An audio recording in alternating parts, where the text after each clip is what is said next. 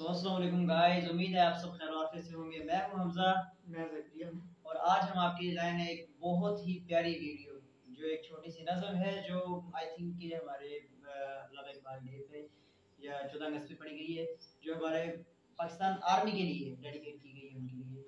सो आज हम आपको दिखाएंगे। तो आइए चलते हैं वीडियो की तरफ। अगर आपको वीडियो पसंद आए तो प्लीज़ लाइक, कमेंट और सब्सक्राइब जरूर कीजिएगा ताकि हमारी हर आने वाली नई वीडियो सबसे पहले आप तक पहुंचे। Okay, let's start the video.